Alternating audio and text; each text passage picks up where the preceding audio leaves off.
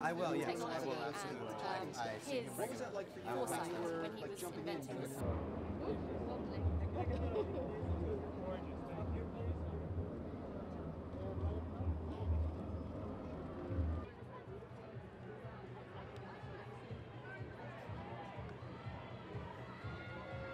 I did a show in England called The Rotters Club, which was an adaptation of a Jonathan Coe novel, and I was at Hard Rock Cafe with my younger brothers, and two boys their age came up to me and were like, hey, can we, I don't know, remember if it was a picture or an autograph, and my brothers were like, what the hell is going on?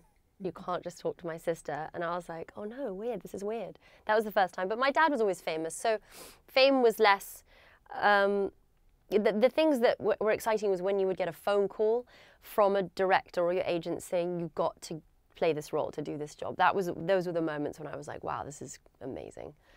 But just, I guess, because you kind of grown up in it, it wasn't, I'm sure it was a big deal, but maybe not as big of a deal? I just knew it was fleeting, and I knew that the joy in life comes from the work you do, and it's lovely if you make people happy, but people are fickle, so your joy has to come from inside.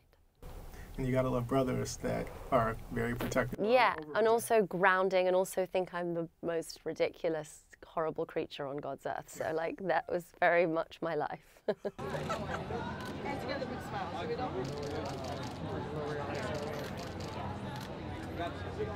I have these? Yeah. Hey, Jack, try to hit that. Oh gosh, must have been when I was real little. You're quite cool. No, sometimes I think I'm just not smart enough to know not to misbehave. You know what I mean? Just like, oh, he's real famous, but I don't know to like go like this, so I'll just go, hey, I'm Jack McBrayer, you know, and at least I haven't offended anybody yet that I know of. Who's had the handshake then? Everybody. Oh, I'll shake anybody's hand. Oh, I meet all the famous people. If you just smile real big and act nice, people are usually okay.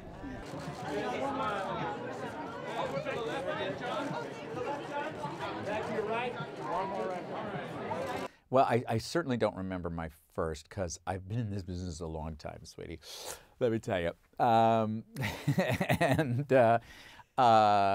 But gosh, I don't. I remember a fan encounter I had with an actor named David Rappaport, who was a wonderful. He was a little person who was one of the actors in Time Bandits, and I approached him. And I said, oh my God, Mr. Baker, I'm such a fan of yours. And I thought I had mistaken him for Kenny Baker, who is also a little person, who was also in Time Bandits. And I was mortified, because he said, oh no, that's not me, but thank you. He was incredibly cool about it. But people do that to me with some regularity. They either think I'm Matthew Broderick, or they think I'm Anthony Michael Hall.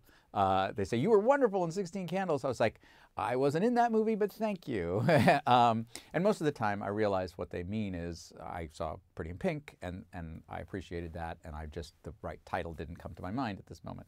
And I just remember at those times, you know, you're nervous approaching somebody whose work you like, and you really gotta remember what that feels like. Because you know, some people are going to make mistakes, and you can make that an encounter where they really feel awful, or you can just say, dude, I know exactly where you're coming from because I've been there. Okay.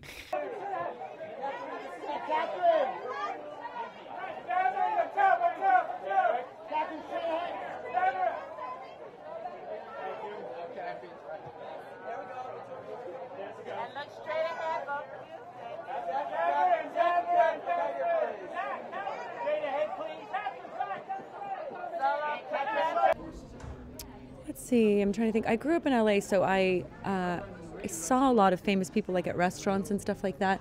I was not like part of a Hollywood scene at all, but and it's quite cool, LA, isn't it? People you know, are like relaxed the first about time it. since I've been in the spotlight, I don't really have like a childhood memory. I didn't really get like starstruck when I was a kid of the actors that I would see at a restaurant. half the time I wouldn't know who they were, but the most starstruck I've ever been is Celine Dion. Like, she's been my idol forever, and I still think she's just the coolest, amazing woman, and I've met her now a couple of times, but when I went to see her in Las Vegas and see her backstage and just see the way that she was and how gracious she was with people, and what an incredible talent. So it's pretty cool. That was a good one. Yeah, that was I actually cried. I was like, okay, those people that cry when they meet you and you don't understand. I'm like, I kind of get it now.